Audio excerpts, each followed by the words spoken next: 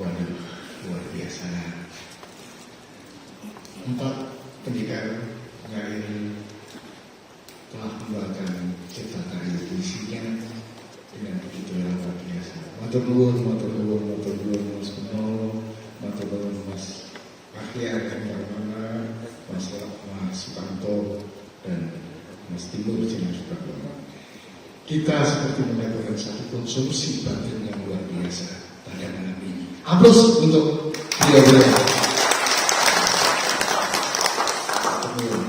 Untuk selanjutnya ini sesi yang tidak kalah menarik dan sangat perlu kita ikuti bersama. Monggo Mas Doni Danartono dan Kang Putu, Mas Gunawan Budi Susanto untuk dalam sesi informatif diskusi, dan Mas Ahmad Nadine Khairuddin, monggo. Ini forum saya serahkan kepada Pak Jenengan untuk memandu jalannya diskusi. Monggo Mas Ahmad.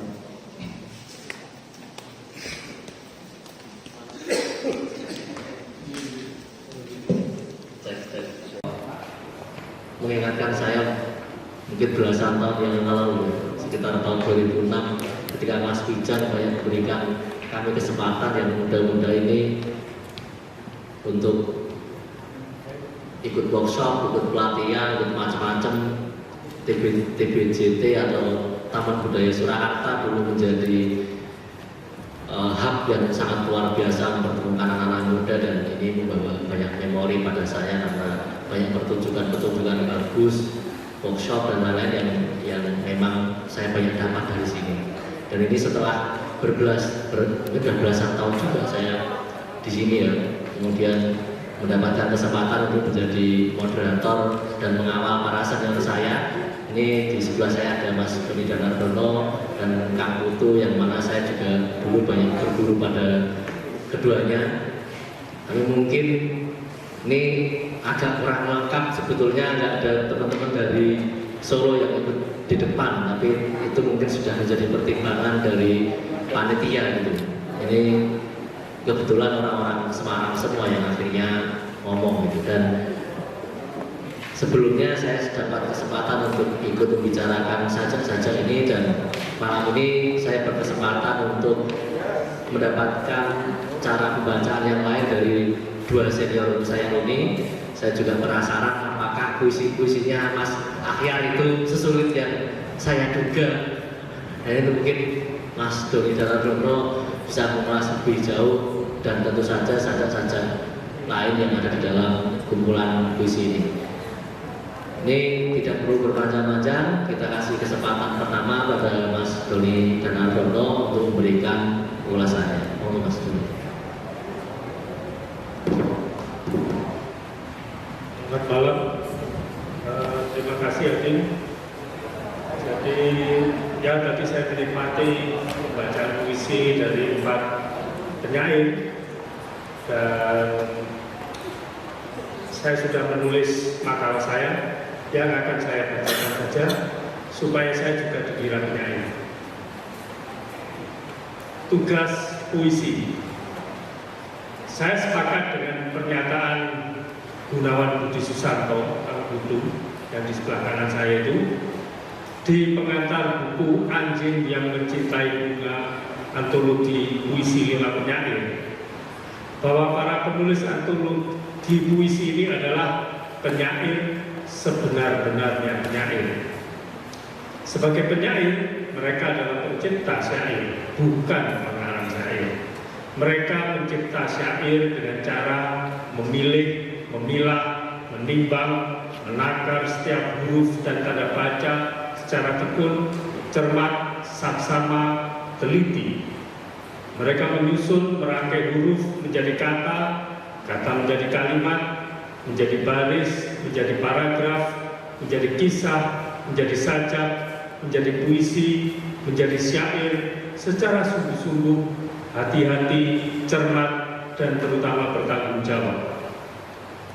Maka menurut Gunawan Budi Susanto atau Kang Putu, sebagai penyair mereka juga mencipta bahasa, yaitu lewat metafor, lewat pilihan kosakata atau diksi yang tak selalu sesuai dengan konvensi. Nah, ini masalah konvensi itu. Bahasa syair seperti yang disampaikan oleh Gunawan Budi Susanto di atas bisa berupa metafor atau kosakata yang tak selalu sesuai dengan konvensi. Dengan cara itu, syair memunculkan makna dan kesan yang berbeda.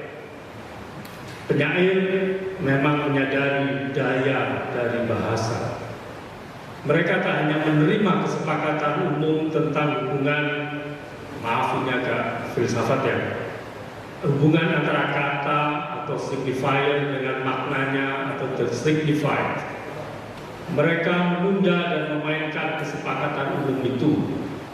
Karena itu, kita akan selalu mendapat pengalaman yang baru atau lain saat kita membaca atau mendengarkan pembacaan syair atau puisi yang bagus. Bahasa syair dengan demikian berbeda dari bahasa sains dan bahasa berita. Sebagai sebuah bentuk pengetahuan, sains dan berita mengandalkan corak berbahasa yang didasarkan pada hubungan antara kata-kata dan makna-maknanya yang telah disepakati, dan karena itu yang menjadi konsep-konsep. Hanya dengan cara itu sains dan berita bisa menunjukkan keobjektifannya dan bahkan mengubah yang disebut realitas. Namun jika kita mengikuti argumentasi Jacques Derrida pada buku Of Grammatology, maka kita akan tahu bahwa makna kata the signified itu tak mungkin bisa hadir mendahului kata penandanya atau the signifier itu. Sebab keduanya disusun dari bahasa yang terdiri dari huruf-huruf dan yang masing-masing maknanya muncul dari penjajaran dan sekaligus pembedaan antar huruf itu sendiri. Kita baru mengenali makna huruf A saat kita menjajarkannya dengan huruf B, C, D, sampai Z. Ternyata di luar penjajaran itu, huruf A hanyalah sebuah gambar atau sign tanpa makna. Jadi kalau tidak dijajarkan, huruf A itu tidak ada artinya. Dan karena itu makna huruf A yang muncul dari penjajaran huruf-huruf itu adalah sebuah makna yang muncul secara sewenang-wenang atau arbitrari. Makna huruf A tidak hadir mendahului penjajaran itu. Kata Derrida tentang hal ini, these relationships between specific signifiers and signifieds would be regulated by arbitrariness. Jadi, jika di Indonesia ini kata kucing dimaknai sebagai sejenis binatang atau nama kota di Kalimantan, maka masing-masing makna dari kata kucing itu baru tampak saat kata itu dirangkai dalam kalimat-kalimat yang menunjukkan ia adalah sejenis binatang atau nama kota di Kalimantan. Misalnya, saya besok akan ke kucing, atau saya lebih menyukai anjing daripada kucing. Makna kata kucing tidak hadir mendahului penjajarannya dengan kata-kata lain dalam sebuah kalimat. Makna kata kucing hanya bisa hadir saat dijajarkan dengan kata-kata lain dalam sebuah kalimat. Dengan kata lain, ujar Derrida, makna kata atau the signified itu bersifat sekunder. Ia bahkan hanya bekas atau jejak dari penjajaran kata-kata dalam sebuah kalimat. Ya, Derrida mengatakan, menulis demikian. Thus, within this epos, reading and writing, the production or interpretation of science, the text in general as fabrics of science, allow themselves to be confined within secondariness. Derrida memang berusaha mengembalikan istilah teks dalam bahasa Latinnya, yaitu texere, yang berarti tenunan atau fabrics of science tadi. Ya, bahasa adalah tenunan huruf-huruf untuk menjadi kata, kemudian menjadi kalimat, dan seterusnya. Memahami Derrida yang menganggap bahasa sebagai teks seri atau jalinan teks dan makna kata yang bersifat sekunder dibanding dengan jalinan teks itu sendiri, tentu membuat kita berpikir bahwa tak ada makna kata yang bisa hadir secara transendental atau logosentrisme istilah Derrida, yaitu makna kata yang kehadirannya mendahului kata-kata penandanya dan yang karena itu hanya bisa dijemput dengan logos atau rasio. Karena itu bagi Derrida setiap makna kata selalu ambigu dan tidak pasti, termasuk makna kata yang dipakai pada sains dan berita. Walau demikian, berita dan sains sebagai dua ragam pengetahuan hanya bisa ada jika makna dari setiap kata itu dibekukan menjadi konsep-konsep, tepatnya konsep-konsep yang punya wujud fisik dan karena itu terukur atau bisa dikuantifikasikan. Karena itu kebenaran sains dan berita adalah kebenaran yang objektif, yaitu kebenaran yang di luar kehendak dari subjek yang menyatakan dan bisa dikuantifikasi. Dalam kehidupan modern ini, pengetahuan saintifik dan berita dengan hasratnya terhadap objektivitas itu telah mendominasi cara manusia mengetahui. Namun jika kita mengikuti argumen Derrida tentang kebenaran yang tidak terpisahkan dari bahasa, dan padahal bahasa hanya menghasilkan kebenaran yang sekunder atau makna kata yang sekunder karena disusun dalam jalinan tanda, maka setiap kebenaran sains dan berita pun sebenarnya hanya sekunder, yaitu ambigu dan tidak pasti. Karena itu manusia perlu dibebaskan dari dominasi konsep yang muncul dalam tradisi berpengetahuan model sains dan berita itu. Pembebasan ini akan memulihkan harkat dan martabatnya sebagai manusia, yaitu sosok yang rendah hati dan tidak memutlakkan kebenaran pengetahuan apapun. Terakhir, puisi dan emansipasi.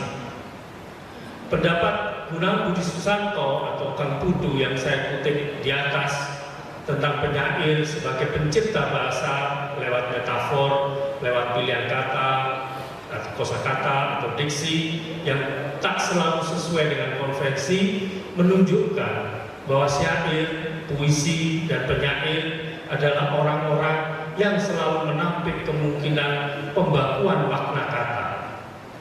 Mereka menyapa kita melalui ragam bahasa tertentu, yaitu bahasa syair atau bahasa puisi yang kerap kali tak sesuai dengan konvensi berbahasa dan bahkan mendorong irama dan gerak tubuh tertentu saat pembacanya, seperti yang sudah dipraktekkan oleh Timur Sinar Suprabana tadi.